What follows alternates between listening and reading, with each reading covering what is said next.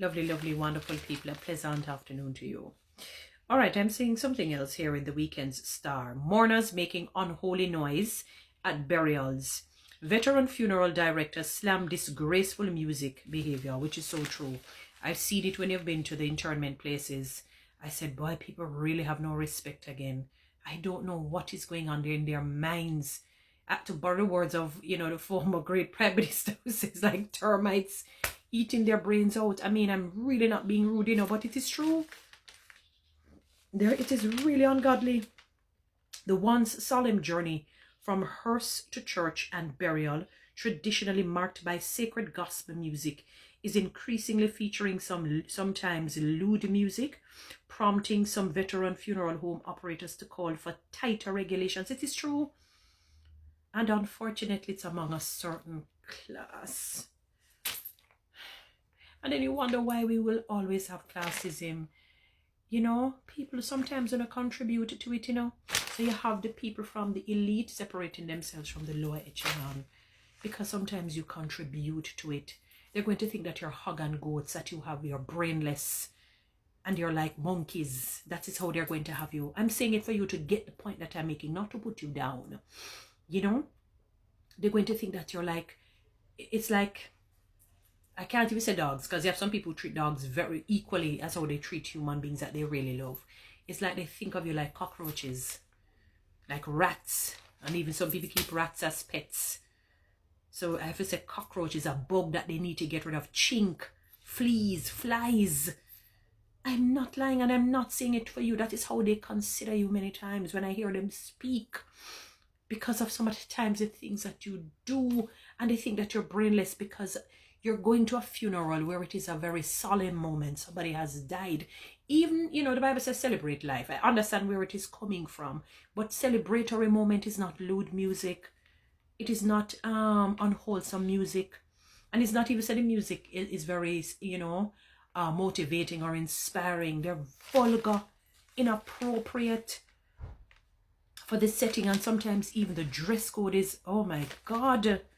Come on, man, Jamaican people. And many of you, and sometimes when you see the crowd, if you're much, much younger, if you're young, you could have probably understand. But sometimes the age that I see do it, these are people who are older than me and grew up in the era where they couldn't even, the clothes that them had to wear. They dressed long from Kingston to Montego Bay. They had to really and truly cover themselves. It is bad. So it says, a once solemn journey from hearse to church and burial, traditionally marked by sacred gospel music, is increasingly featuring sometimes lewd music, prompting some veteran funeral home operators to call for tighter regulations. President of the Jamaica Association of Certified Embalmers and Funeral Directors and Director of Lynn's Funeral Home, Calvin Lynn, said the shift is disgraceful. And not only the music, but the volume they're playing it. You even see attendance set sideways on the running board. It is a capital no. But for me and the organization I lead, we are in total opposition to that, he said. Lynn told the Weekend Star that he has observed the growing trend and has warned other members against the practice. They are even coming from funerals and still playing. We tell our members, don't do that. You don't need to be playing music coming from funerals to attract attention or to advertise. We are against it, and that is not dignified. A funeral director for more than 5 decades, Lynn noted that while song selections often come from families, the responsibility ultimately lies with the funeral home, which is true. The selection comes from the family, like the Jehovah's Witnesses. They have different choruses from Church of God, United, etc. So they will bring tape and a thumb drive of favorite choruses of the deceased. But those are appropriate songs, he emphasized. Similarly, Peter Perry, director of Perry's Funeral Home, opined that the issue has nothing to do with pleasing the customer. Once you have the body in the hearse, you should only play gospel or any of those singing songs, but you have to vet the type of songs families give, he said.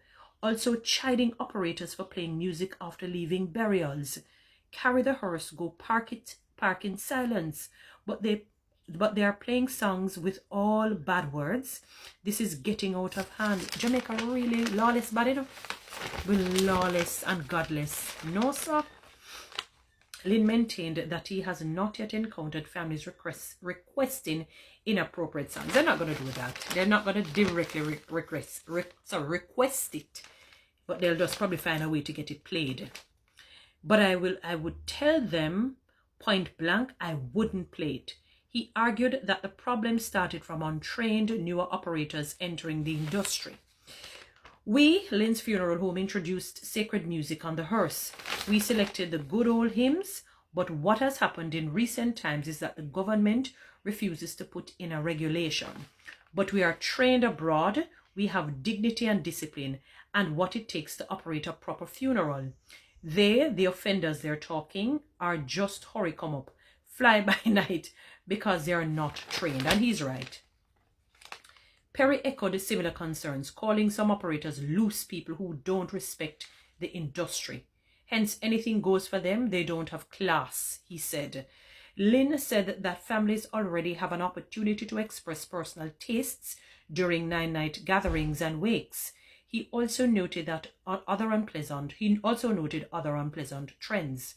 Someone called me that they saw someone actually going in the church smoking ganja. Now, 20 years ago when I was driving hearse, they were at the door, so this is where they are, he said. I remember I had to tell somebody at a church, I said, sir, you have to respect the church, and it doesn't look good that you're smoking weed on the property. It looks really bad. Don't do it. I was respectful. I really was. You know, yeah. Perry warned that the situation could worsen without intervention. He urged operators to respect the industry and cautioned them from going to certain levels to be hot and trendy. Meanwhile, popular clergyman Reverend Dr. Al Miller, who has officiated numerous funerals, said the trend does not surprise him, even though he has not witnessed it firsthand. If you are having thinking change, you are going to have behavior change. This highlights the changing value of society, he said, adding that changes are also evident in funeral attire. Oh God.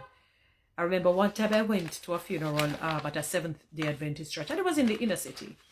I remember, you know, and I remember I don't know who he was at the church. And if you dressed inappropriately, as he sees you, he said, go to the back. He made no bones. He did not play with them. They had to go straight to the back. To the back, if you ever dressed inappropriately. Yeah, so it says, this highlights the changing value of society, he said, adding that changes are also evident in funeral attire. Many have raised the concern, and they are deeply concerned, but we are raising a generation that has no clear moral guide and principles to determine action. There is no decorum on what is acceptable and not acceptable.